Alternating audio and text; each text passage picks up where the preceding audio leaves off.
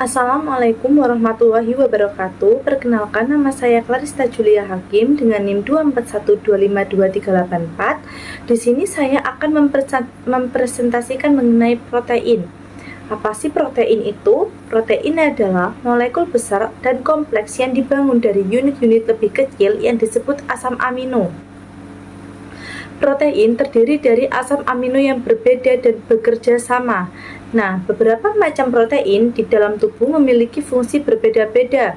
Secara garis besar, protein adalah molekul besar dan kompleks yang memainkan banyak peran penting dalam tubuh. Protein terbentuk dari asam amino yang terbentuk dalam rantai panjang. Jumlahnya bisa ratusan, bahkan ribuan. Sebanyak 20 jenis asam amino dapat digabungkan untuk membuat protein.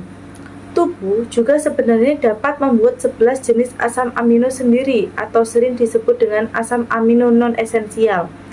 Dan 9 sisanya berasal dari makanan atau asam amino esensial.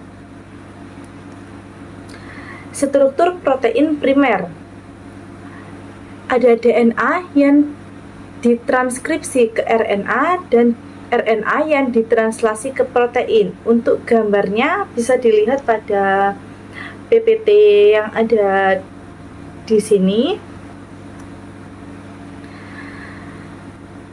Struktur protein sekunder. Sementara struktur sekunder merupakan label dari setiap asam amino yang terbentuk, bisa berupa alpha helix atau H, beta sheet atau B, atau coil atau C. Ketika struktur tersebut dapat dibuat untuk menggunakan tools CN3D. Struktur protein tersier. Adapun struktur tersier dari protein terbentuk apabila protein tersebut telah mengalami pelipatan. Dan gambarnya bisa dilihat sendiri pada slide PPT tersebut.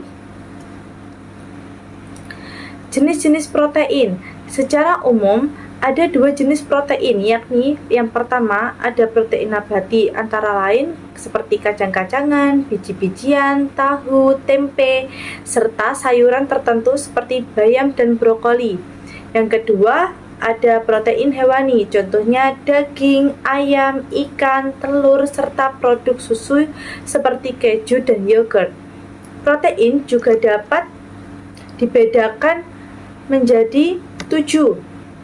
Yang pertama ada protein enzim, yang kedua ada protein transport, yang ketiga ada protein struktural, yang keempat ada protein pengikat, yang kelima ada protein penggerak, yang keenam ada protein antibodi, dan yang ketujuh ada protein hormon. Uji identifikasi protein. Yang pertama ada uji Biuret. Uji kualitatif untuk mengetahui adanya ikatan peptida pada protein. Uji kualitatif dilakukan dengan metode Biuret. Untuk hasil yang lebih baik digunakan kontrol positif dan kontrol negatif sebagai pembanding karena digunakan putih telur karena putih telur mengandung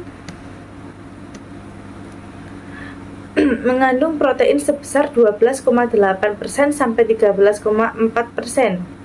Untuk reaksi uji Biuret bisa dilihat pada PPT yang sudah tertera.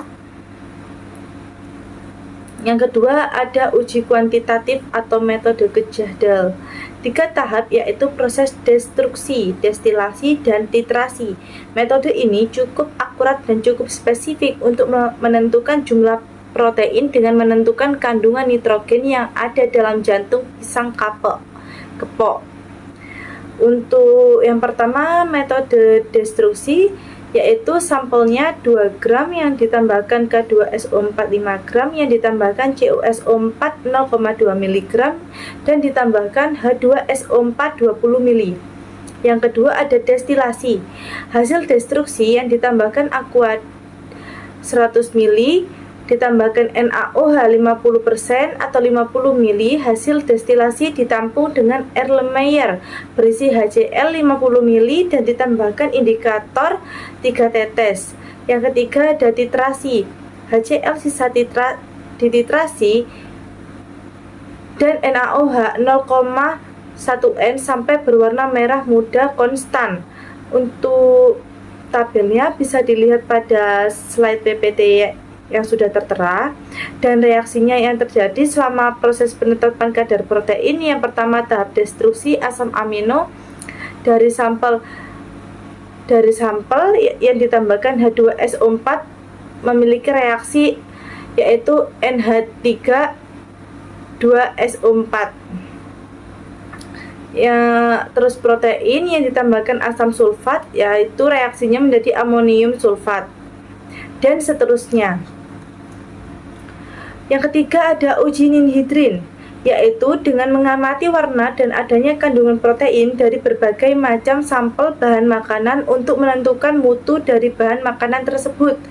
Sampel yang pertama yaitu 1 mili yang ditambahkan ninhidrin 1% setara dengan 3-5 tetes. Uji ninhidrin bekerja dengan mekanisme lebih oksidasi asam amino yang memiliki reaksi pelepasan NH3 pembentukan kompleks ungu, sehingga protein terdeteksi karena memiliki gugus NH2. Intensitas warna menunjukkan banyaknya protein, dan untuk reaksinya dapat dilihat pada tabel yang sudah tertera atau reaksi struktur-struktur yang sudah tertera pada PPT yang ada. Untuk kesimpulannya, uji bioret digunakan untuk mendeteksi adanya ikatan peptida secara kualitatif. Metode Gejaldahl untuk menentukan kadar protein secara kuantitatif melalui nitrogen, dan uji ninhidrin untuk mendeteksi protein atau asam amino melalui pembentukan warna ungu. Dan ini untuk daftar pustakanya. Dan sekian presentasi dari saya, kurang lebihnya mohon maaf. Wassalamualaikum warahmatullahi wabarakatuh.